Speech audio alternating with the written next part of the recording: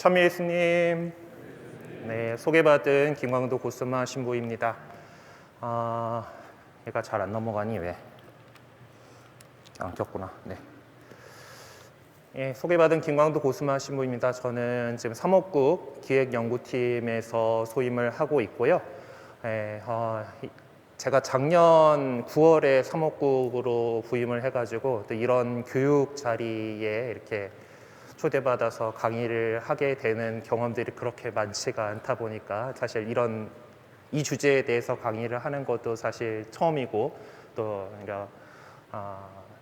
여러분들 같이 이제 지구나 뭐 이런 데의 교육에서 함께 하는 거는 두 번째밖에 안 돼가지고 아까 이정민 시부님처럼 그렇게 아주 스무스하게 안 되더라도 양해를 좀 부탁드립니다.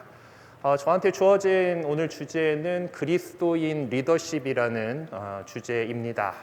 왜냐하면 아마 여러분들께서 이제 본당의 남성 구역장으로서 한 그룹을 이끌고 나가셔야 하는 리더로서의 역할을 하셔야 되는 분들이기 때문에 아마 이 시간을 저에게 부탁을 해주신 것 같습니다. 네, 그래서 저는 일단은 이 키워드들, 이 리더십과 그리스도인과 구역 봉사자라는 키워드를 가지고 여러분에게 말씀을 드리도록 하겠습니다. 우선은 리더십이라고 하는 이 단어부터 생각을 해보도록 합시다.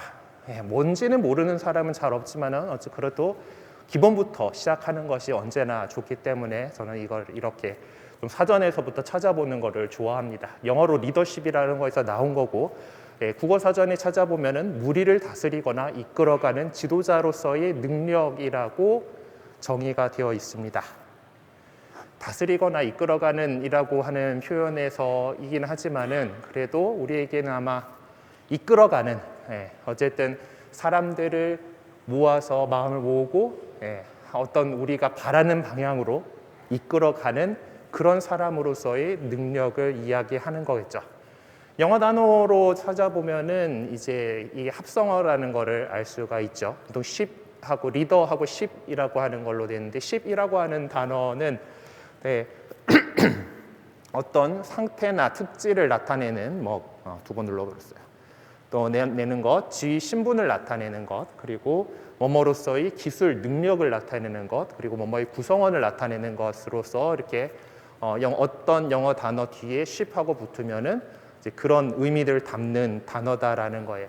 멤버십이라고 한다라면은 어떤 그 사람들의 어떤 구성원, 신분, 이런 것들을 얘기를 하는 거겠지만은 오늘 리더십이라고 하는 단어에서는 아마 세 번째 드신 뭐뭐로서의 어떤 기술, 능력, 그러니까 여러분들이 리더로서의 어떤 능력을 이야기를 한다라는 걸 알 수 있을 겁니다.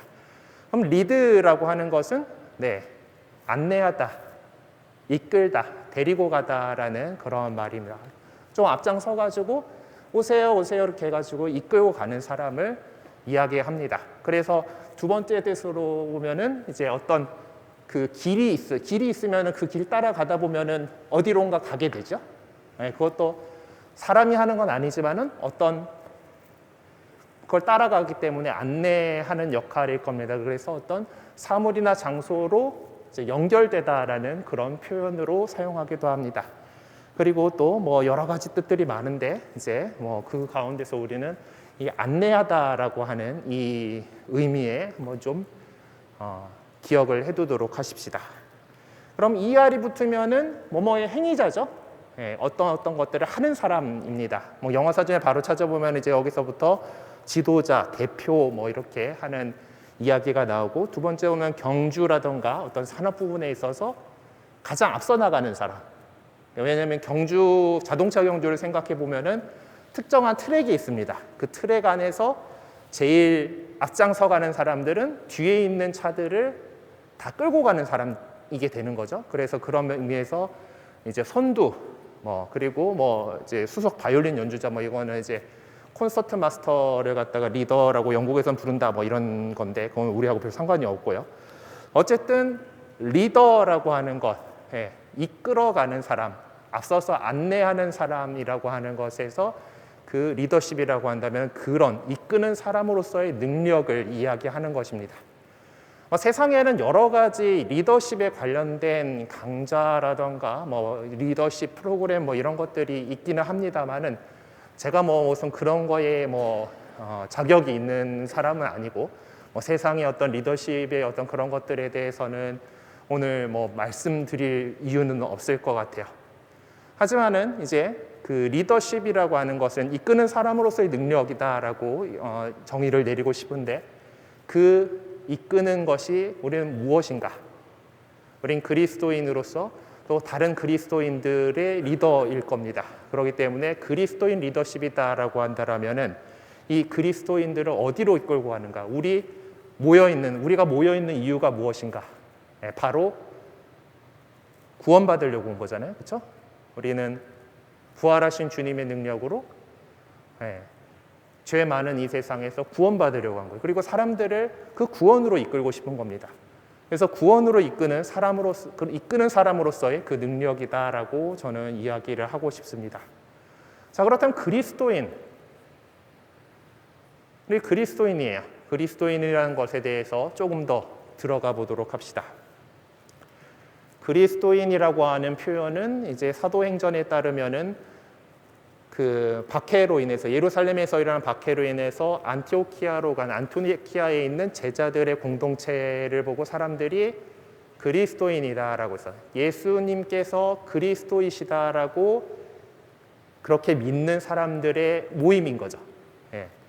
그래서 사실 그래서 이 그리스도인이 갖고 있는 정체성은 누가 그렇게 불렸다고 했어요, 지금? 제자들이 그렇게 불렸다고 했어요. 제자들이 그리스도인이라고 불렸다고 했고, 우리 그리스도인들은 그래서 제자들로서의 정체성을 갖고 있습니다. 누군가를 따르는 사람이에요. 우리 자신도.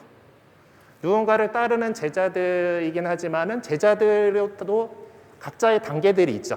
여러분들도 다 학생 시절을 겪으셨을 거고, 이제 특히 또 여러분들 가운데 어떤 분들은 대학원에서 더 이제 학위를 가지고 계신 분들도 있을지도 모르겠습니다. 그런 분들 같은 경우는 이제 또 밑에 있는 학부생들을 지도하기 위해서 석사과정이나 박사과정에 있는 사람들이 이제 도움을 주기도 하죠. 제자들 가운데에서도 더 새로 시작하는 사람들, 또 다른 사람들을 돌보는 존재들이 있습니다. 아마 우리는 그런 존재가 아닐까 싶어요. 그래서 제자들로서 우리가 갖고 있는 정체성을 좀 생각을 해보고 싶습니다. 예수님께서도 혼자 일하지 않으셨고 당신의 제자들을 뽑으셔서 같이 지내면서 많은 것들을 가르쳐 주셨어요. 잠깐 좀 갑자기 생각난 건데, 자, 여러분들 가운데에서 이제 세례 받은 지 자, 일단 유아 세례를 받았습니다. 한번 손 들어 봅시다. 많은 분들이 유아 세례를 받으셨다라고 생각하셨죠. 어렸을 때 이미 세례를 받으셨다라고. 한 세례 받은 지 한 20년 정도는 됐습니다 하시는 분. 아까 유아 세례 아닌 분들과 청년 때부터 세례 받으셔가지고 이렇게 지내고 있습니다. 네. 그래요. 그리고는 혹시 세례 받은 지 5년이 안 됩니다 하시는 분 계십니까? 네. 몇 분 계시네요. 네. 자, 사실 우리가 있는 위치들은 다양합니다. 신앙생활을 한 지 얼마나 되었는지, 예수님의 제자로 산 지 얼마나 되었는지들이 또 있고, 그것이 우리가 이미 갖고 있는 믿음에 대해서 어떤 깊이라던가 이런 것들로 나타날 수도 있습니다. 하지만 얼마 안 됐다고 해가지고 걱정하지 마십시오. 충분히 여러분들이 자격이 있다라고 생각했기 때문에 여러분들의 주임 신부님께서 여러분을 구역 봉사자로 뽑으신 거고, 그리고 그 안에서 하느님의 뜻을 실천해 나갈 수 있는 그런 사람들이 될 겁니다. 제자들 가운데에서도 예수님께서 또 베드로 사도를 뽑으셔서 또 특별히 그를 이렇게 도와주셨던 것처럼 예수님께서는 또 지금의 우리들에게도 토닥토닥 얹어주면서 우리에게 필요한 것들을 또 채워주실 겁니다. 바로 우리 그리스도인들은 예수 그리스도의 제자들이다라고 하는 그런 정체성을 가지고 있어요. 그렇다면 스승이신 그분께서 어떻게 하셨을까? 그분의 어떤 그 삶, 어떤 가르침, 그런 것들을 우리가 배우고 따라하고 하려고 하는 것이 그리스도인입니다. 우리 제자들의 그 마음가짐이죠. 그렇다면 늘 우리가 생각해야 되는 것은 예수님께서라면 어떻게 하셨을까? 네. 제 시간에서 여러분에게 던지고 싶은 것은 그겁니다. 여러분들께서 여러 가지 구역장이라고 하는 이 구역봉사자라고 하는 직책을 맡으셨다라는 것은 여러 가지 이제 교회 안에서 일들을 하십니다. 그리고 또 세상에서 또 각자 그리스도인으로서 어떤 일들을 하시면서 살아갈 겁니다. 그 가운데에서 언제나 이 질문을 늘 던져보시면서 결정을 하셨으면 해요. 예수님이라면 어떻게 하셨을까? 그래서 그 생각을 가지고서 예수님께서라면 리더로서 제자들을 뽑으시고 제자들을 가르치는 가운데에서 어떻게 하셨는가를 조금 생각을 좀 해보려고 합니다. 제자들과의 그 과정 안에서 예수님께서는 그 제자들을 뽑으실 때부터 이런 것들을 얘기를 하셨어요. 자, 예수님께서 어부들을 첫 제자들을 뽑으신 이야기들은 잘 알고 있습니다. 나를 따라오는 내가 너희를 사람 낚는 어부로 만들겠다 라고 부르셨고, 그 말씀은 지금의 우리 각자에게도 마찬가지입니다. 어쩌면 우리 모두도 누군가에게 낚여서 이 자리에 있을 겁니다. 제가 구역장 하겠습니다 하고 손 드신 분 별로 없죠. 있을 수도 있겠지만 좀 쑥스러워서 손 안 들고 싶죠. 그런데 대부분 형제님이 좀 맡아주시죠. 아니면은 선임 구역장에 네가 좀 해라 이렇게 해서 그렇게 정말 낚여서 우리는 이 자리에 있을 겁니다. 저도 주일학교 교사 하다가 낚여갖고 신학교 들어갔고 신부가 돼갖고 여러분들 앞에 이렇게 있습니다. 자, 그런데 이제 어부라고 하는 것 그리고 배라고 하는 것들을 조금 이미지로 우리는 생각해 볼 수가 있습니다. 교회를 가리켜서 보통 배로 표현을 많이 합니다. 예전에 신앙의 해 있었죠. 2013년인가 그때 신앙의 해 때도 로고 자체가 어떤 배인데, 이제 배는 우리가 물이 많은 곳에, 인간은 육상 생물이기 때문에 물 속에 빠지면은 살아남을 수가 없습니다. 물 밖으로 나와야 돼요. 어찌됐든 되게 그 열대지방의 따뜻한 바다가 아닌 이상 물 속에 빠지면은 빨리 아무리 수영을 잘해서 떠 있을 수 있다 하더라도 물 밖으로 어떻게든 나와야 됩니다. 안 그러면 체온을 빼앗겨서 죽을 거예요. 자, 물에는 그런 죽음의 이미지가 있습니다. 그럼 안전하기 위해서는 물 위에서 안전하기 위해서는 우리는 배 위에 있어야 돼요. 그래서 이 세상의 어떤 죄악의 바다를 항해해서 안전한 항구, 그 구원으로 향해서 가는 배라고 하는 이미지가 우리 교회에 전통적으로 있어요. 이건 예전에 어떤 그 러시아 쪽 이콘인데 그런 모습을 잘 보여주고 있죠.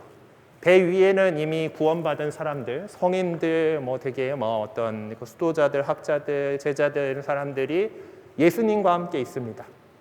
그리고 그 예수님께서는 이 배를 움직이시는 키를 잡고 있어요. 배가 어떻게 갈 것인가에 대해서. 그리고 그 밑에 보면은 지금 잘 보이시진 않지만은 다 밑에 그 있는 사람들하고 뭔가 가느다란 줄이 있는 걸 보실 수 있습니다. 이 바다에서 허우적대고 있는 이 사람들을 낚아 올리고 있는 것 장면이죠. 나를 따라오느라 내가 너희를 사람 낚는 어부로 만들겠다라고 하는 그것은 이제 사람들을 구원해서 이제 안전한 배 위로 불러 올리라는 거예요. 사람 낚는 어부가 우리가 되어야 된다라는 거예요. 낚다라고 하는 것에 있어서 근데 우리가 갖고 있는 이미지가 아마 좀 저렇게 낚싯줄로 이렇게 당기는 것들이 이게 좀 생각이 날 겁니다. 그러면 일단 우리나라 말에서도 낚다가 갖고 있는 것은 낚시로 물고기를 잡다라는 어떤 그 도구가 이렇게 들어가 있는 그런 거여서 이제 그러긴 한데, 그래서 이제 어떤 낚시, 이제 줄로 이렇게 당기는 낚시를 우리가 생각을 하게 되는데요. 사실 이제 신약 성경의 그 번역을 우리가 이렇게 사람 낚는 어부다라고 이렇게 했지만은 이제 영어로 된 것들만 봐도 fisherman of men, 사람의 어부, 사람을 이제 낚는 사람을 건져 올리는 어부다라고 하는 거예요. 그리고 예수님께서 부르신 제자들은 무엇을 가지고 물고기를 낚고 있었습니까? 예, 낚시로 낚은 게 아니라 그물로 막 잡았던 것이죠. 예, 아까 제가 말씀드렸던 인용했던 그 구절 바로 앞에는 이런 말이 있습니다. 예수님께서는 갈릴레아 호숫가를 지나가시다가 두 형제 곧 베드로라는 시몬과 그의 동생 안드레아가 호수에 어망을 던지고 있는 것을 보셨다. 그들은 어부였다. 예. 저는 여기서 제자들이 사용했던 물고기를 낚는 도구, 물고기를 잡는 도구인 이 그물에 좀 집중을 해보고 싶습니다. 예. 그러니까 우리도 사실 사람들을 낚을 때 그물로, 네트로 낚아 올릴 거예요.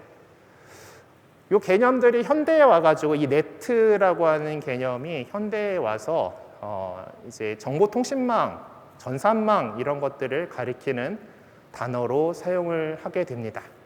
인터넷이라는 것이 만들어지면서 컴퓨터와 컴퓨터를 연결하고 엮는 그 IP라고 하는 프로토콜이 생기는데 이제 그것이 어떤 그물망처럼 서로 연결되게끔 이렇게 되어 있다 보니까 이 망이라고 하는 것이 요즘 이제 네트 하게 되면은 이 전산망을 이야기를 하게 되는 그런 개념으로서 이렇게 네트워크라고 하는 것들이 또 이렇게 개념이 잡히게 되죠.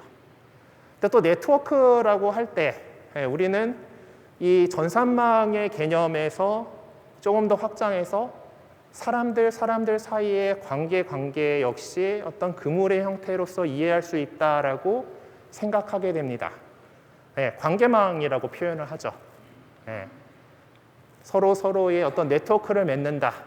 그래서 뭐 그걸 가지고서 마케팅을 하겠다, 상품을 팔겠다라고 하면 네트워크 마케팅이 되는 거고 뭐 이렇고, 그리고 뭐 이런 것들을 잘 도와주기 위한 서비스, 소셜 네트워크 서비스들이 지금 우리가 사용하고 있는 도구들이죠. 하지만 뭐 그런 가상에서만이 모든 네트워크가 되는 것은 아닙니다. 우리가 사람을 만나고 서로를 안다라는 그 관계를 맺는다라는 그 안에서 그 모습들이 어쩌면은 이 그물의 모습이 되지 않을까. 그렇다면 이 관계망으로서 우리는 사람들을 구원할 수 있는 그런 구조가 되지 않을까라고, 제가 첫 본당으로 있었던 공항동 성당에서 저희 청년이 피정 중에 해준 묵상이 너무 나눔이 되게 와닿아가지고 기회 때마다 써먹고 있는 그런 말입니다. 여러분들은 이제 그 관계의 망을 만들어 나가셔야 되고 튼튼하게 하셔야 됩니다. 그걸 통해서 우리는 더 많은 사람들을 구원으로 안전한 하느님 나라를 향해서 가는 교회라고 하는 배 위로 사람들을 끌어올리게 될 겁니다. 자, 그럼 이 관계를 맺어 나가는 것, 예수님께서라면 어떻게 하셨을까라고 생각을 해볼 때 저는 루카복음 24장에 있는 엠마오로 가는 길의 이야기를 떠올리게 되었습니다.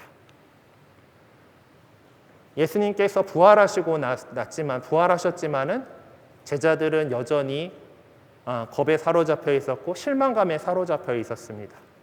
자신들이 그렇게 따르던 리더가 갑자기 사라진 상황이잖아요. 그렇죠? 그렇다고 아직 제자들은 성령을 받지 않았기 때문에 어떤 그렇게 담대함이라던가 이런 것들은 없었습니다. 겁나서 꽁꽁 숨어 있었고 다 끝났어 이러면서 고향으로 돌아가고 있던 제자들이 있었습니다. 엠마오로 가는 길에서 예수님께서는 그렇게 낙심해서 그 엠마오라고 하는 고장, 그 두 제자가 가고 있던 그 고장으로 타박타박 걸어가는 그 길에서 이야기가 시작됩니다. 예수님께서는 이제 그 안에서 이제 그들에게 자연스럽게 다가가셔서 말을 건네시죠. 무슨 이야기들을 하고 계십니까? 쓱 그들과 동행합니다. 함께 걸어가시면서 무슨 이야기를 하고 계십니까? 라고 이렇게 묻습니다. 근데 그 둘은 이제 같은 예루살렘에서 나와서 가는 사람이잖아요.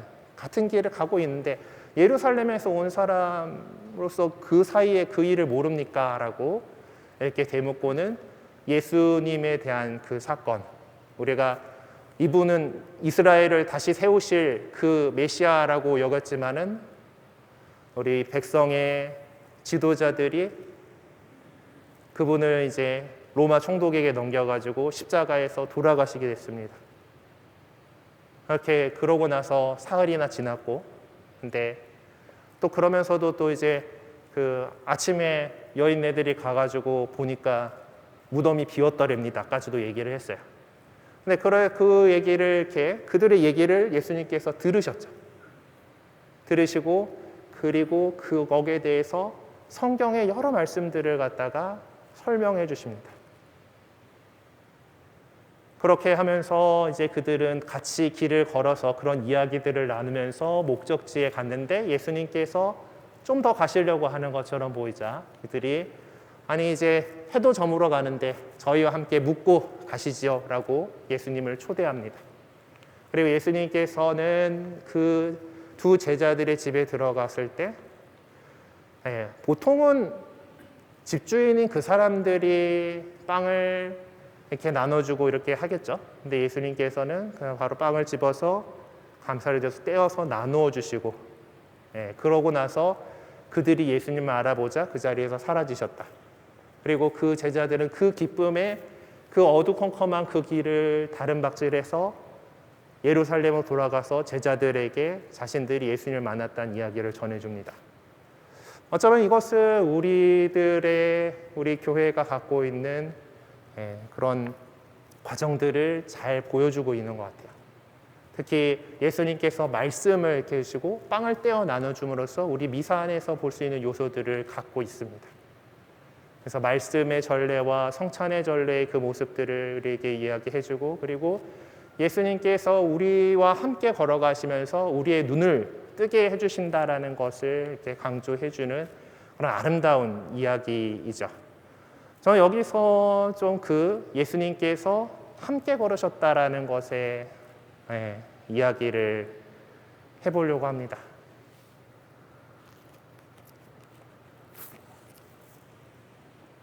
본당의 신부님들께서 여러분들을 뽑으셔서 하는 이 일을 맡기신 이유는 여러분들이 더 많은 우리 형제님들 또 자매님들 다른 교우들에게 함께 다가가서 함께 걸어갈 수 있는 그런 위치에 있기 때문입니다.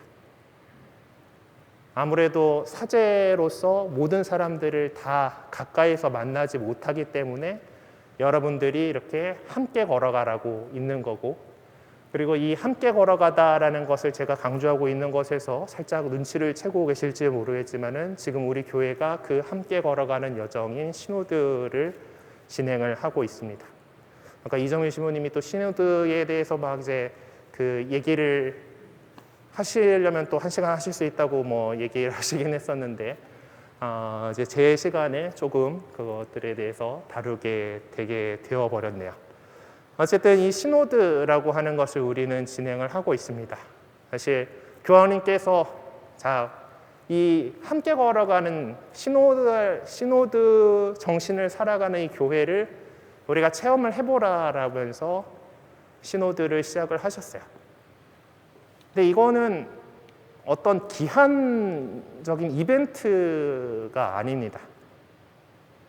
교회의 본질 자체가 예수 그리스도께서 제자들과 함께 걸어가셨던 것처럼 교회의 이 제자들이 함께 걸어가는 과정이기 때문에요. 그래서 그 과정 안에서 여러분들이 이제 구역 봉사자로서 뽑힘 받으셨고 또 그 좋은 몫을 선택을 하셨습니다. 그래서 저는 이번 그 시노드의 이 주제, 시노드 정신을 살아가는 교회를 위하여의 친교, 참여, 사명이라고 하는 이 키워드들이 어쩌면 우리 구역 봉사자들이 가지고 있어야 될 중요한 키워드들이 아닌가라고 생각을 해보게 됐습니다. 자, 첫 번째로 이 친교라고 하는 단어를 좀 생각을 해봅시다. 우리가 친교를 나눈다라고 했을 때 우리 대한민국 남자들은 많은 경우에 이런 이미지를 갖고 있는 경우들이 있습니다. 한잔하자 이렇게 해가지고 이렇게 해서 하여튼 먹고 마시자 MT를 가면 먹고 토하자라든가 뭐 이런 식으로. 죄송해요. 너무 안 웃긴 것 같죠? 웃으셔도 됩니다. 아이고.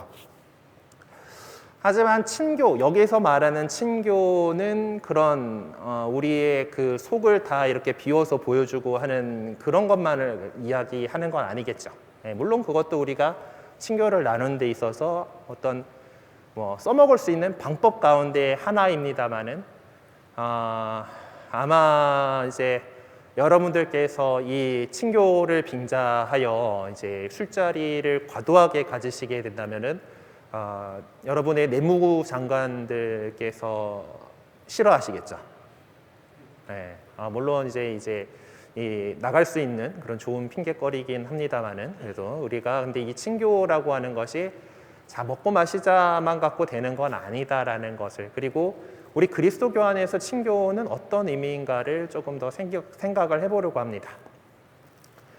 이 시노드 이 로고 밑에 있는 이 키워드들을 이제 영문판에서 찾아보면은 저 친교라고 하는 자리에는 코뮤니온이라고 하는 단어가 들어가 있습니다.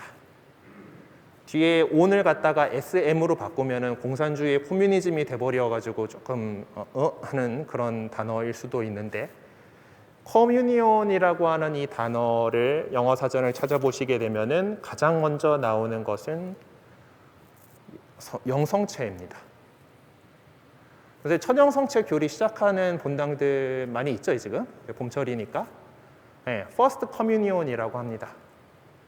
Come은 함께라는 그런 전미사이고 여기에는 uni라고 하는 것은 이제 일이라는 하나라고 하는 함께 하나가 된다라고 하는 그런 단어입니다. 그래서 즉 예수님과 하나가 되는 영성체를 가리키는 말로 커뮤니온이라고 하는 단어를 사용합니다. 그리고 이 커뮤니온은 이 영성체라고 하는 이 같은 빵을 먹은 사람들의 모임들 의미하기도 합니다. 우리 교회 공동체. 그리고 또 비슷한 단어로서 뭐 지역 공동체 할 때 커뮤니티라는 단어를 얘기를 하죠. 함께 모인 사람들의 그런 겁니다. 이 커뮤니온은 그래서 같은 빵을 나누어 먹은 형제 자매들의 모임이라는 그래서 그 종교에 있는 사람들의 모임이라는 뜻도 갖고 있습니다. 그 공동체죠. 그리고 더군다나 더 주목할 것은 우리가 사도신경을 할 때 거룩하고 보편된 교회와 다음에 모든 성인의 통공을 믿으며라고 고백을 합니다. 그 통공에 해당하는 단어 역시 커뮤니온입니다. 통공이라고 하는 것, 여기 나오는 성인, 모든 성인의 통공일 때 이 성인은 성인 품에 오르신 하느님 나라에 있는 그 성인들만 얘기하는 거 아닌 거 아시죠? 우리 모두 세례받은 모든 사람들은 거룩함으로 초대받은 사람들이기 때문에 여기서 말하는 넓은 의미의 성인, 거룩한 사람입니다. 그 사람들이 하느님을 믿는 사람들, 바로 교회가 지금 우리가 살아가는 이 지상 위에도 존재하는 거고 하느님 믿고서 하느님 나라에 잘 들어가는 분들이 계실 거 아니에요? 하느님 곁에 계신 분들, 바로 성인, 성녀들이죠. 그거 공식적으로 이분은 분명히 하느님 나라에 들어가셨습니다라고 교회가 공식적으로 선포하는 것이 성인 품에 올리는 겁니다. 그런 것처럼 성인, 성녀, 복자분들이 하느님 나라에서 또 하느님 믿는 사람들의 이 공동체로서 교회를 이룹니다. 그리고 또 어떤 사람들이 있을까요? 이 세상에서의 살이를 마치고서 세상을 떠났지만은 하느님 믿고서 그 신앙에서 세상을 떠나서 하느님 나라에 들어갈 준비를 하고 계신 분들이 있죠. 연옥에 계신 영혼들 역시 하느님을 믿는 사람들의 모임이고 성체 성사를 모셨던 사람들이기도 해서 이 커뮤니온에 속하게 되는 겁니다. 연옥도 역시 교회다라고 우리 얘기하죠. 그래서 모든 성인의 통공이라고 하는 이것은 그 지상교회와 연옥교회와 천상교회의 공로가 서로 통한다라고 하는 그런 우리의 믿음입니다. 그것이 그런 천상과 연옥과 이 지상 사이에도 통교가 이루어진다라고 한다면 같은 지상 안에 있는 우리들끼리도 그 통교가 이루어진다라는 것이죠. 이 통공도 역시 커뮤니온이라고 하는 단어를 사용을 합니다. 그 뜻이에요. 친교라고 표현이 되어 있지만은 우리가 함께 그리스도인으로서 서로를 위해서 기도해주고 서로를 위해서 봉사하고 서로를 위해서 아껴주는 사랑하는 것으로서 이 공로들이 서로 주고받을 수 있다라는 그 개념입니다. 같은 빵을 나누어 먹은 식구로서 한 공동체를 이루고 그리고 그 기초 공동체 중에 하나인 구역이 여러분들에게 특별히 더 맡겨져 있다라는 거예요. 자, 이렇게 커뮤니온으로 하나가 되는 이것을 우리가 이루어 나가려고 노력을 하자라는 겁니다. 자, 그리고 두 번째 단어는 참여라고 했죠. 참여.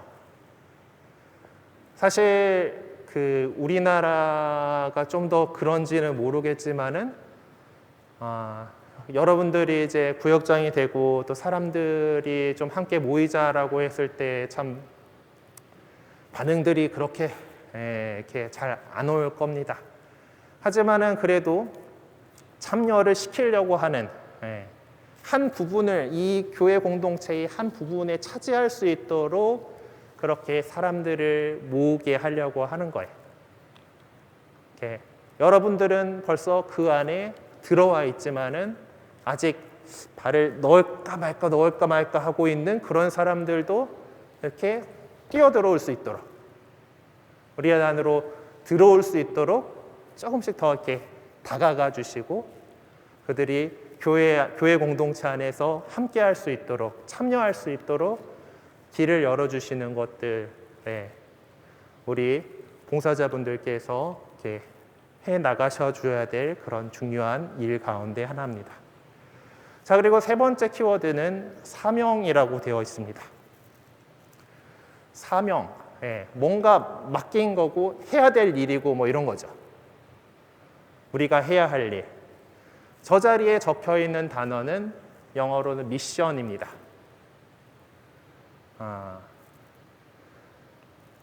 쭉 이렇게 둘러보다가 보니까 이제 저희 세대 제가 이제 40대 초반인데 그 또래는 없는 것 같고 계시기도 한두 명 보이는 것 같기도 합니다만은 어쨌든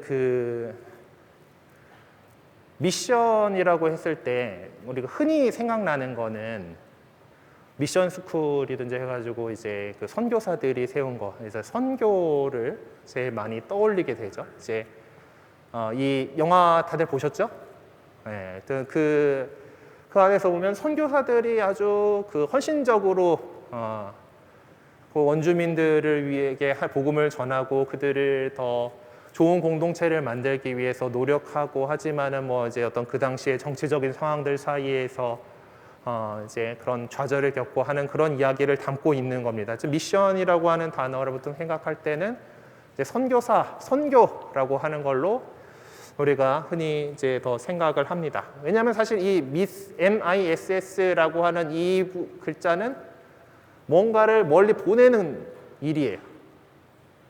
어떤 거에게 또 사용이 되냐면은 여러분들이 몰고 다니는 자동차에도 엔진의 힘을 갖다가 바퀴까지 보내줘야 됩니다. 내연기관의 한계 때문에 이제 그거에서 이제 몇 단 기어를 써야 되잖아요. 그렇죠? 그거를 변환해서 트랜스미션 해주는 것이 자동차에 있는 변속기예요. 그거는 동력을 엔진의 힘을 갖다가 바퀴까지 보내는 일이죠. 네. 요즘 우리 우크라이나에서 이제 전쟁이 벌어지고 있는 상황인데 거기서 폭탄을 갖다가 멀리 보내는 미사일이라고 하는 장비 역시 화력을 갖다가 먼 곳으로 보내는 투사하는 그런 장비를 갖다가 미슬이라고 합니다. MISS로 시작해요. 같이 보내는 거고 우리가 주일 그리고 평일에 성당에서 하는 미사 미사 역시 이 미사라고 하는 단어가 어디서 나왔냐면은 제일 미사 끝에 미사가 끝났으니 가서 복음을 전합시다라고 하는 사제의 파견하는 이 말에서 나와요. 라틴어로 그 부분이 이때 미사 에스트 가세요예요. 이게 원래 라틴 말에서 사람들이 집회가 있을 때 공식적으로 다 끝났습니다. 가세요라고 하는 거예요. 이때 미사 에스트. 자, 가시면 됩니다. 직역하자는 그런 뜻이에요. 근데 그거 안에서 우리는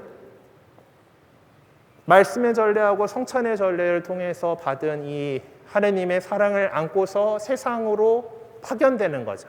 미사가 끝났으니 가서 복음을 전합시다라고 우리는 번역을 했습니다. 네. 미사 자체도 이렇게 보내다라는 거예요. 사명이라고 하는 것은 누군가가 파견하면서 보내면서 맡긴 거다라는 거예요. 네. 이렇게 파견된 사람, 보내진 사람에게 어떤 목적을 가지고서 그것을 보낸다라는 거예요. 자, 아까 앞에 나왔던 것들, 선교사는 가서 복음을 전하라고 하는 목적을 받고서 어딘가로 파견된 사람들입니다. 트랜스미션은 엔진의 힘을 바퀴를 굴리기 위해서 바퀴를 굴리라고 하는 그 목적을 가지고서 그 에너지를, 힘을 보내는 거예요. 미사일은 어딘가를 파괴해야 된다라고 하는 목표 지점을 가지고서 그쪽으로 폭탄을 날려보내는 거예요. 미사는 그리스도인들을 이 세상에서 하나님 나라를 건설하라고 파견하는 거예요. 그래서 교회의 구조는 그렇게 파견하게 돼요. 예수 그리스도께서 당신 제자들에게, 그리고 그 제자들의 우리들에게 하신 것은, 자, 가서 온 세상에 나가서 땅끝까지 복음을 전하라, 복음을 선포하여라라고. 그래서 사람들에게 성부와 성자와 성령의 이름으로 세례를 받게 하고 내가 너희들에게 가르친 바를 믿고 따르게 해라. 내가 세상 끝날까지 너희와 함께 있겠다라고 이렇게 승천하시면서 말씀하신 그 사명을 살아가는 그것으로서 우리 교회는 존재합니다. 그러니까 어떤 이 선교 사명이라는 것은 우리 그리스도교의 본질적인 거예요. 예수님께서 그렇게 하라고 보내셨으니까. 그리고 그것을 올바르게 하기 위해서 예수님께서는 교회를 건설하시고 교회 안에 구조를 만드셨어요. 바로 당신의 제자들 가운데 12를 사도로 뽑으셨죠. 제자들은 더 많이 있지만은 그 가운데 12를 사도로 뽑으셨어요. 사도는 뭔가를 일을 시킨 무리. 그렇게 이제 우리 한자말로 그렇게 번역을 한 거잖아요. 하여튼 일을 시켜서 보낸 무리다라는. 교회를 계속해서 이어나갈 수 있도록 그렇게 파견을 했어요. 네, 이거는 이제 갈릴리 호수가에 있는 수익권 성당 앞에 있는 조각인데, 예수님께서 베드로 사도에게 내 양들을 잘 돌보아라라고 그 양떼들을 맡기시는 장면을 이렇게 표현을 해놓은 겁니다. 예수님께서 베드로에게 그 일을 맡기셨고 베드로를 대표로 하여 모든 그 사도들, 에게 그걸 맡기셨고, 그 사도들의 후계자는 바로 주교님이시죠. 그래서 사도들의 후계자의 후계자 이렇게 해서 이어져 내려오는 거예요.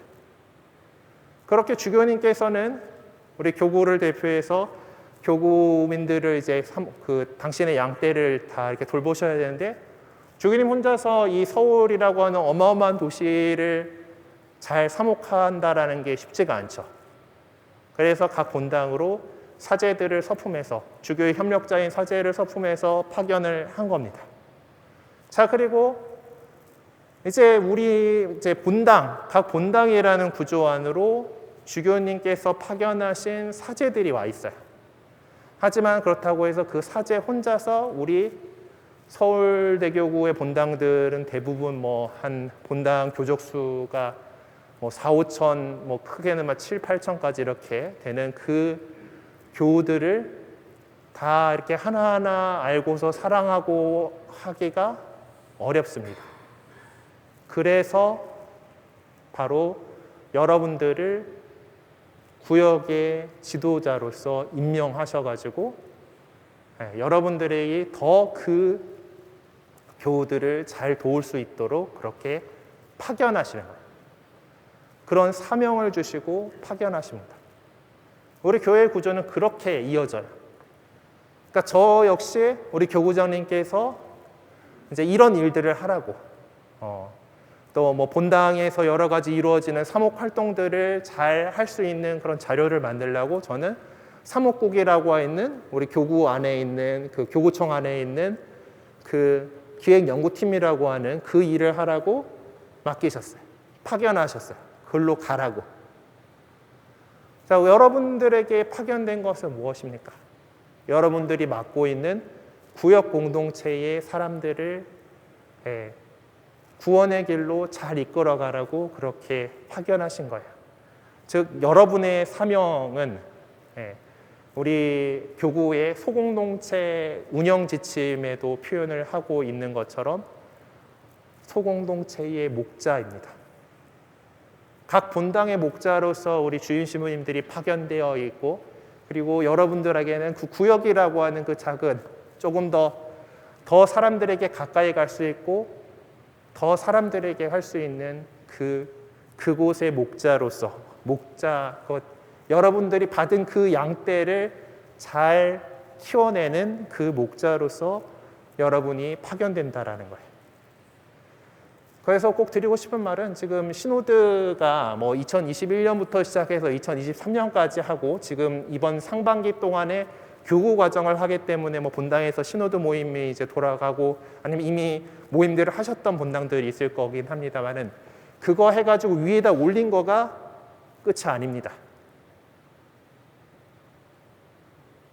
우리는 계속 이 정신을 가지고서 살아가야 돼요.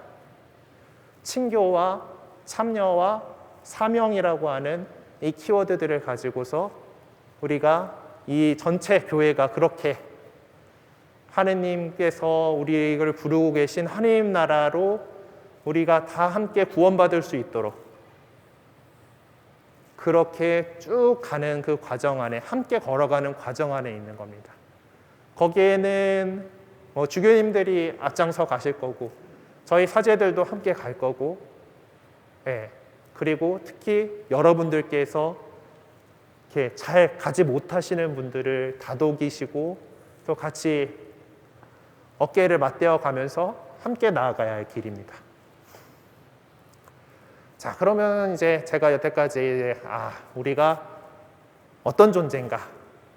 구역 봉사자로서 이 친교와 참여와 사명을 살아가는 이 사람들, 살아가는 이 우리 교회를 더 이끌어 가야 되는데 웃자라고 하는 생각이 들 것 같아가지고 조금 더 실전적인 이야기로 하지만 저도 뭐 그렇게 그 남성구역 모임을 경험해 본 게 별로 없긴 해요. 자, 뭐 좀 질문해 봅시다. 남성구역 모임에 하는 거를 참여를 했었다. 해본 적, 한 번이라도 해본 적이 있다.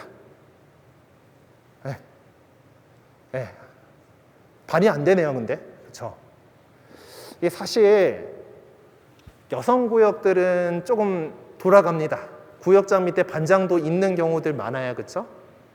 남성구역 모임은 그렇게까지 활발하게 잘 되는 본당도 있는가 하면은 그러지 못한 경우들이 참 많아요, 안타깝게도. 저도 이제 살아오면서 한 번 가봤어요. 신학생 때 이제 방학 나가 있는데 제가 속해 있던 구역의 남성구역장님이 학사님 아버님 안 오시더라도 대표로 한번 나와요 라고 해갖고 그래갖고 한번 참여를 해봤습니다. 근데 이제 많은 분들이 그래서 아무것도 없는 상태에서 구역 모임을 시작을 해야 되는 그런 상황일 거예요. 그리고 또 지난 2년 넘게 우리는 코로나19 팬데믹 상황 속에서 지금도 우리가 아직 못 벗어나가지고 마스크를 끼고 이렇게 있고 지금 모일 수 있는 인원수가 뭐 이제 내일부터 8명이라고나 하고 뭐 그러긴 하지만은 제한돼 있는 상황입니다. 그리고 본당 신부님에 따라서 이제 사적 모임 인원이 지금 6명까지 허용이 가능하니까 그 종교단체에서도 모임이 그렇게까지는 가능을 하잖아요. 근데 그것도 아직 시작 안 하신 곳들도 있을 거예요. 그래서 이제 되게 막막하실 거라고 생각하고 저도 그렇게 느껴집니다. 구역장이 됐고 또 우리 구역 안에 형제님들의 모임을 좀 만들고 싶은 거일 텐데 그 형제님들을 구역에 있는 남성 형제님들을 대표하는 사람으로서 만들어 놨는데 그들을 만나지를 못한다. 잘 모른다. 이제 그래서 저의 경험은 사실 되게 옛날입니다. 제가 고등학생 때 저희 본당 주임 신부님이 소공동체에 아주 열정적인 분이셔가지고 청소년 구역 모임을 만들라고 갑자기 오더를 딱 주셨어요. 제가 고1 때인데. 그래서 졸지에 구역장이 됐어요.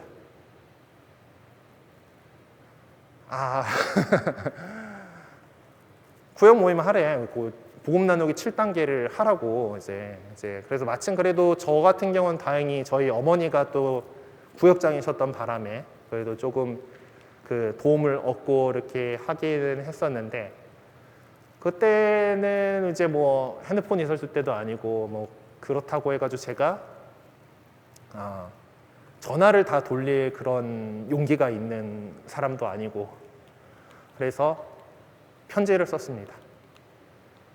자, 우리 뭐 여차저차 해가지고 우리 청소년들도 구역 모임을 하자라고 했어요. 뭐 그래가지고 언제 저희 집에서 모이겠습니다 하고 이렇게 해가지고 편지를 다 써서 보냈고 그래도 그때는 말을 잘 들어가지고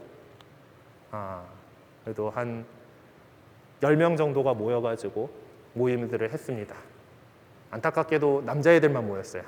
여자애들이 둘 오긴 했는데 그래도 이제 남자애들만 모여가지고 남자애들하고 그래도 그 구역 안에서 제일 좀 주일학교 잘 열심히 나오고 있던 우리 제 동기하고 걔네 여동생하고가 이렇게 나오긴 했는데 하여튼 구역 모임을 하면서 이제 그러면서 이제 복음 나누기를 어설프나마 하고 그리고 뭐 어머니가 차려주신 간식을 나누어 먹고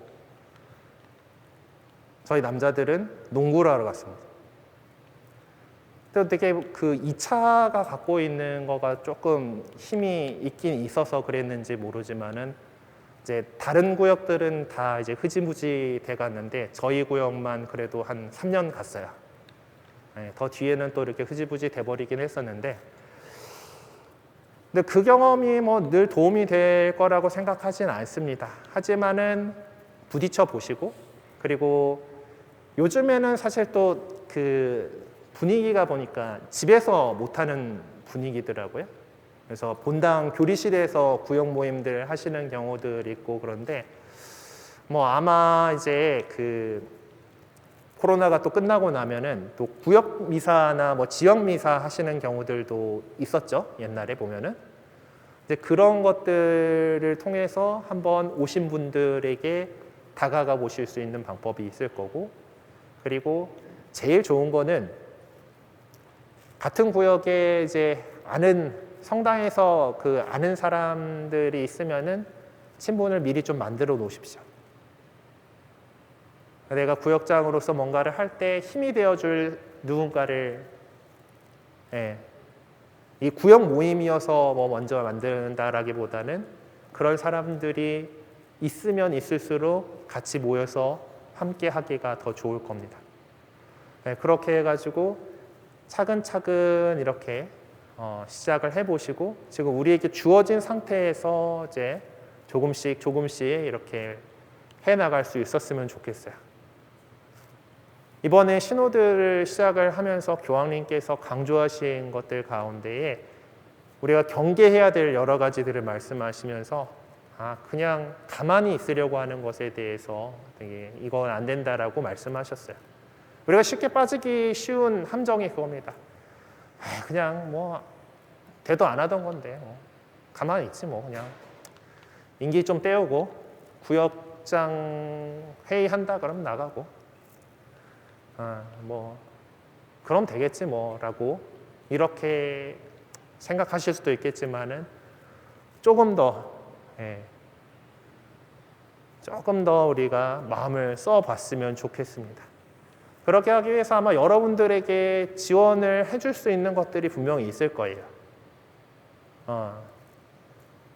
뭐 신부님한테 이야기를 해가지고 뭐 이제 구역 모임 어떻게 해보려고 하는데 이제 뭐 그게 허락이 된다라고 한다라면은 뭐 주보공지에다 좀 실어주십시오라고 한다라던가 또 뭐 이제 그 구역에 있는 분들의 어떤 전화번호를 조금 얻을 수 있는 것도 사무실에서 협조를 구하면은 구역장님들께는 아마 해드리는 걸로 알고 있습니다.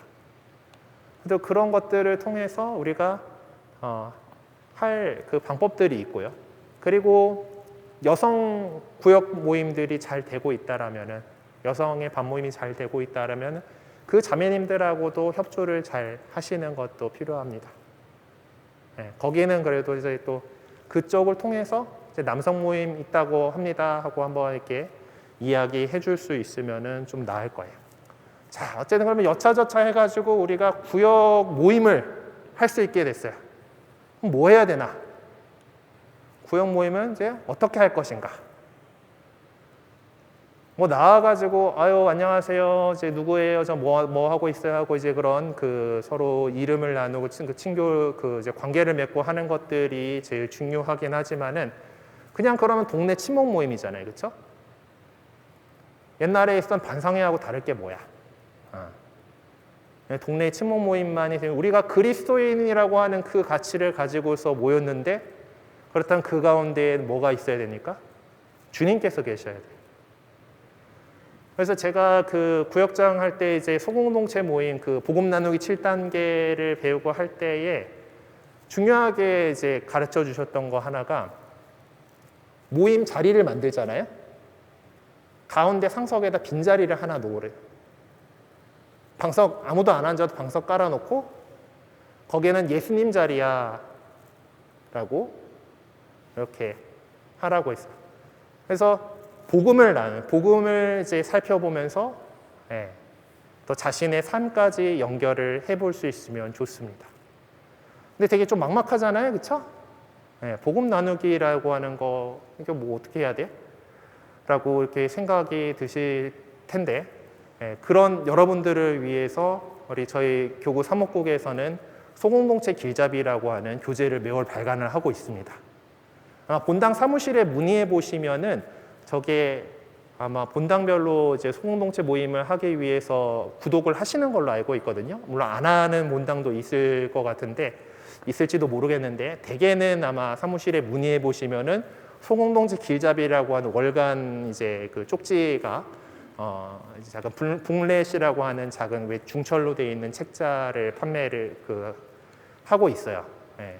저것도 아주 공짜는 아니라서 본당에서 약간 예산을 써가지고 이제 하고 있는 부분이긴 한데 요 안에 보시면은 소공동체 모임을 진행을 하는 말씀 나눔을 어떻게 하는지에 대해서도 매달 적혀 있고 그리고 각 주마다 이런 그 말씀 나눔을 할 수 있는 그렇게 이제 그 마련이 되어 있어요.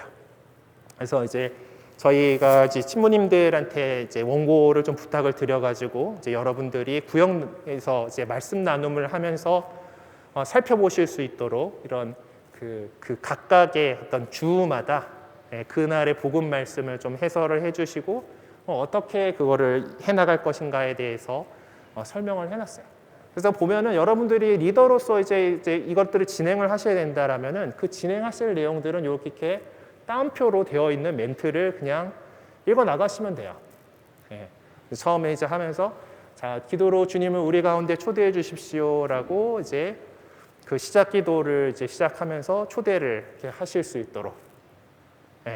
물론 이제 우리나라 사람들이 자유롭게 기도하라 그러면 또 잘 안 되기 때문에 미리 오늘은 형제님이 좀 기도 좀 해줘 좀 이렇게 미리 좀 심어 놓으세요. 이거 초반에 중요하게 사람들이 이제 모여가지고 하다 보면은 이게 터지기 시작을 하는데 초반은 안 돼. 그렇다고 구역장이 맨날 하면은 구역장이 그냥 시작 기도 끝 기도 구역장이 하는 거 본다 해요. 안 해. 그래서 그 조금 친한 사람한테 한 주씩 이렇게 미리 좀 시작 기도 좀 해줘. 이렇게 해가지고 그리고 이것들에 대해서 너무 어려워하지 않게 해주세요. 주님 저희가 모였습니다. 함께 해주십시오. 훌륭한 시작 기도입니다. 이렇게 막 초대하는 거예요. 예수님 저희 저희 1구역 남성들, 우리 형제들 이렇게 모였습니다. 저희와 함께 해주시고 저희를 이끌어 주세요. 뭐 그런 거 다 필요 없고 그냥 주님 함께 해주십시오. 좋은 시작기들, 주님을 기도로 초대하는. 뭐 그렇게 미리 멘트라도 써서 줘요. 이렇게 해가지고 하다 보면은 이제 또 나옵니다. 그리고 이제 요때는 너무 빨리 끊지 마십시오. 조금 이제 그 시간을 주셔가지고 왜 이거 있거든요. 할까 말까 하는 사람들이 있어요. 이제 그럴 때 해볼 수 있도록 시간을 조금 더 이렇게 주시면은 좋습니다. 자, 그 다음에는 이제 말씀을 이제 우리가 듣기로 들어가야 되잖아요. 말씀을 이제 그래서 성경책을 사실 이제 준비를 하시는 게 좋아요. 매일 미사를 펼쳐보고 매일 미사 이게 주일 복음 갖고 보통 하게끔 돼 있으니까 뭐 매일 미사 앱으로 이렇게 있긴 하지만은 조금 더 폭넓게 우리가 말씀을 맛들이고 싶다라면은 성경책을 놓고 성경을 찾아보는 것도 훌륭한 훈련입니다. 그리고 또 그렇게 했을 때에는 앞뒤에 어떤 이야기가 있는지를 알 수가 있어요. 매일 미사책은 딱 그날 복음 말씀은 딱 있잖아요. 그렇죠? 근데 펼쳐보면서 이 앞뒤로 어떤 이야기인가 그리고 지금 이 상황이 정말 어떻게 흘러가고 있는 건가라는 것을 그 맥락 안에서 조금 더 읽을 수 있습니다. 성경책을 준비를 해주시면은 더 좋습니다. 뭐 안 되면은 매일 미사책도 있고 오늘날은 우리 스마트폰 안에도 성경이 다 있죠. 굿뉴스 앱 이렇게 깔고 있으면은 거기에도 성경 다 있으니까 하여튼 그렇게 해가지고 성경을 펼쳐볼 수 있도록 이렇게 했으면 좋겠습니다. 그래가지고 이제 그 다 같이 이제 읽어보세요. 다 펴주십시오. 그래서 먼저 장을 펴주십시오라고 얘기를 해요. 사람들한테 이제 펼칠 수 있는 시간을 이제 준비를 이렇게 해주고요. 그래서 저기 나와 있는 순서대로 진행을 하시면 됩니다. 자, 루카복음 13장을 펴주십시오. 그러면 좀 사람들이 뭐 찾아서 펼치고 하는 시간을 주죠. 그러고 나서 다 펼쳤다, 다 준비가 된 것 같다라고 하면은 자, 모두 함께 루카복음 13장 1절에서 9절까지 읽겠습니다라고 하고 같이 읽으시면 돼요. 그리고 나서 이제 그 교재를 또 이제 다 이제 순서 그 분량만큼을 챙기실 수 있다면은 이것들을 좀 챙겨서 이제 해주시면 좋은데 뭐 이런 것들을 이제 찾아봅시다 하고 뭐 이것들을 풀어보면서 말씀에서 중요한 키워드들을 찾을 수 있게끔 그렇게 구성이 되어 있습니다. 그리고 옆쪽에 이제 그 이제 복음 이해하기라고 해서 복음의 어떤 그 좀 중요한 부분들에 대한 설명들을 담고 있어요. 그래서 이것들은 이제 그 당시 그날에 바로 읽을 건 아니지만은 찾기 하면서 같이 한번 좀 공부하는 걸로 이제 읽어볼 수 있도록 하면 좋겠고요. 그 다음 장을 보게 되면은 이제 그 삶을 들여다보고 나누기라고 하는 그런 부분이 있습니다. 그래서 이제 복음 말씀을 우리가 읽었으면은 그 말씀 안에서 우리에게 특별히 좀 다가오는 그런 부분들이 있어요. 말씀을 읽다 보면은 내가 좀 특별히 마음에 와닿는 것들이 있는데 예전에 복음 나누기 7단계를 하셨던 경험이 있으신 분들은 막 여기서 이제 내가 마음에 와닿았던 단어를 큰 소리로 3번씩 기도하면서 외치십시오 하는 그런 것들이 있었던 거를 기억하실 거예요. 근데 그렇게 이제 그런 키워드들을 하고 이제 그걸 선포하고 하는 것으로 이렇게 했었는데 많이 이제 적용을 해보고 하다 보니까 이런 것들이 조금 어려움들이 있고 그렇다 해서 이제 이제 이런 식으로 좀 저희가 교재를 구성을 해봤습니다. 그래서 이제 그 잠깐 시간들을 주시고 각자 여기 이제 있는 내용들을 갖다가 이제 질문들이 보통 한 주간에 2가지씩 어떤 질문들이 던져져 있어요. 그럼 거기를 한번 작성을 하게끔 이렇게 시간을 주시고 그리고 원하시는 분이 좀 이거를 나눠서 한번 이야기를 자기 이야기를 해볼 수 있도록 그렇게 마련이 되어 있습니다. 그리고 이제 그 작업이 끝나고 나면은 또 이제 저희가 이제 원고를 이제 늘 부탁을 드려가지고 이제 신부님들이 작성을 해준 묵상글이 있어요. 그거를 같이 이제 한 분이 읽도록 이렇게 하게 됩니다. 그래서 어느 한 분이 복음 묵상하면 도움글을 읽어주십시오 하면은 이게 처음에는 바로바로 자발적으로 안 될 거니까 심어 놓으세요. 너 이거 자 이렇게 나중에 이거 나중에 해줘 하고 좀 친한 분들한테 이렇게 딱 심어 놓으시고 이제 이거를 이렇게 읽고 나면은 그 뒤에 이제 그날의 어떤 성화 그것들이 복음 말씀하고 하기에는 성화도 있으니까 이것도 함께 보면서 침묵 가운데 좀 이제 묵상하는 시간들을 가질 수 있습니다. 그리고 나서 중요한 거는 우리가 복음을 이렇게 바라보고 내 삶하고 한번 연결을 해보고 그 다음에는 우리가 그렇다면 어떻게 해야 될 것인가? 이 과정은 관찰, 판단, 실천이라고 하는 교회의 그 소중한 이 방법론이에요. 어떤 것들이 있으면 그러니까 말씀을 묵상한다고 했을 때 말씀 자체에 대해서 읽어보고 어떤 건가 하고 바라보고 그리고 그것이 내 삶 안에서 어떻게 연결되는가 하고 판단해보고 그리고 그것이 교회 가르침 안에서 어떻게 이루어질 수 있는가 그래서 내가 그리고 그 다음에 이 말씀을 들은 걸 가지고 어떻게 실천할 것인가 액트 할 건가를 해야 되기 때문에 그 부분에 대해서 이제 할 수 있도록 되어 있습니다. 그래서 자 우리가 해야 할 실천상을 협의하고 다짐해 봅시다라고 이렇게 멘트를 해주시고 오늘 성경 말씀 중에서 우리가 좀 늘 다음번 모일 때까지 기억하고 살았으면 하는 성구를 뽑아보세요. 공동체와 함께 정해봅시다. 그리고 우리가 다음번 모일 때까지 어떤 일을 할 수 있을까? 그것들을 이야기를 나누고 정해보시게 됩니다. 그리고 이제 여러분들이 이제 구역장님이시기 때문에 그래도 본당에서 어떤 일들이 있는지 뭐 이런 것들을 더 잘 정보를 받으실 수가 있잖아요. 그래도 이제 그런 것들도 좀 이야기 공지사항처럼 이렇게 해주시면 좋겠습니다. 그리고 또 다음 우리 언제 모일지 어디서 모일지 이런 것들 이렇게 선정하시면 좋습니다. 원래 소공동체 이 운동을 할 때의 어떤 기본 취지는 우리의 삶의 자리에서 모임을 갖는다가 있었어요. 그래서 예전에는 각 가정을 돌아다니면서 그곳에서 자기 집에서 모여가지고 보통 이 모임을 하도록 안내를 했는데 오늘날에는 그거는 상황에 따라서 해주시면 되겠습니다. 아무래도 점점 이렇게 초대들을 안 하더라고요, 집에서.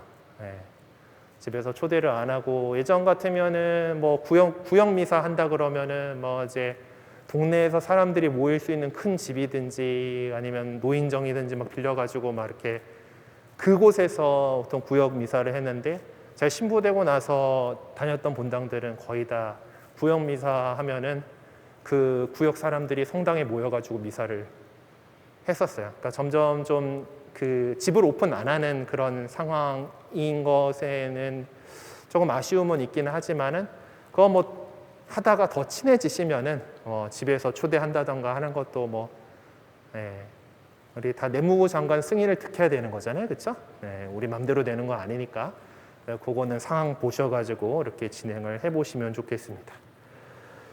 자, 그러면서 이제 뭐 마침 성가 이렇게 있고요. 이 성가도 늘 이제 악보와 이제 성가 묵상이 매달 실려 있거든요. 그래서 그 성가로 마치셔도 되고, 뭐 아니면은 마음에 드는 성가로 자유롭게 해보셔도 되고, 마침 기도를 할 수 있도록 뒤에 맨 뒷페이지에 이제 늘 이제 새로운 선교 열정을 위한 기도가 이제 늘 이제 저희가 이렇게 제시가 되어 있는데 이런 것들 잘 이용을 해주시면 되겠습니다.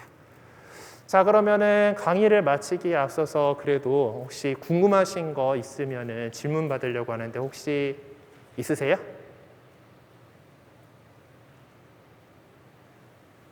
질문이 없다라는 거는 강의를 완벽하게 잘 알아들으셨거나 아니면은 하나도 못 알아들었거나 둘 중에 하나일 것 같은데 완벽하게 잘한 걸로. 네, 그래요. 지금 그러면은 오늘 우리가 이제 그리스도인들 공동체 안에서 리더로서 여러분들이 가져야 될 것들을 복음에서 조금 이렇게 설명을 드렸었고요. 그리고 또 구역장으로서 좀 실질적으로 구역 모임을 진행을 할 때 어떤 식으로 도움을 받으실 수 있는지에 대해서 말씀을 드렸습니다. 이 자료들은 저희 사목국 홈페이지 samok.or.kr에 들어오시면은 그냥 다운받으실 수도 있어요. 매달 이렇게 나오니까 본당에서 혹시 구독을 안 하셔가지고 제 책자로 이제 준비가 안 된다 하더라도 저걸로 다운받으셔가지고 뭐 프린트라도 해가지고 이렇게 같이 보실 수도 있으니까 그것들은 잘 활용해 주시고 서울대교구 사목국하고 검색해 보셔도 괜찮을 겁니다. 그리고 뭐 약간 저희 거 홍보도 하자면은 저희 가톨릭 서울 앱 출시해가지고 얘기 들으셨죠? 그래서 깔아서 쓰고 계신지는 잘 모르겠습니다. 본당에서 좀 활발하게 사용하시는 본당도 있고 아닌 경우도 있긴 한 것 같은데 이제 구글 플레이 스토어나 이제 애플 앱 스토어나 이제 여러분들 스마트폰이 뭔가에 따라서 그쪽에서 가톨릭 서울하고 찾아보시면은 저희 신자 생활을 도와줄 수 있는 어플리케이션을 저희가 열심히 개발해가지고 조금 더 이제 진행해 나가고 있어요. 뭐 성에 안 차실 수도 있긴 하지만은 많이 활용해 주시고 혹시 또 이건 좀 이렇게 했으면 좋겠어요 하는 것들은 피드백 좀 많이 해주시면은 더 좋은 앱으로 개발해 나갈 수 있을 거라고 생각합니다. 그러면 강의 시간 일단 마치면서요. 그럼 아까 저희 이제 새로운 선교 열정을 위한 기도를 잘 보이나? 보이죠? 네. 같이 바치면서 마무리하도록 하겠습니다. 성부와 성자와 성령의 이름으로 너희를 온 세상을 두루다니며 복음을 선포하여라 하신 주님, 저희는 당신 말씀에 따라 복음을 전하는 선교의 삶을 살아가고자 하나이다. 가정 공동체 안에서 당신의 사랑을 배우고 복음의 기쁨을 서로 나누는 본당 공동체를 이루어 한마음 한뜻으로 빛으로 오신 예수 그리스도를 세상에 전하는 교구 공동체가 되게 하소서. 세상 끝날까지 언제나 함께 있겠다 하신 주님, 저희의 마음을 성령으로 불타오르게 하시어 언제 어디서나 구원의 기쁜 소식을 전하는 열정 가득한 복음 선포자가 되게 하소서. 우리 주 그리스도를 통하여 비나이다. 아멘. 성부와 성자와 성령의 이름으로 아멘. 네, 강의 잘 들어주셔서 감사합니다.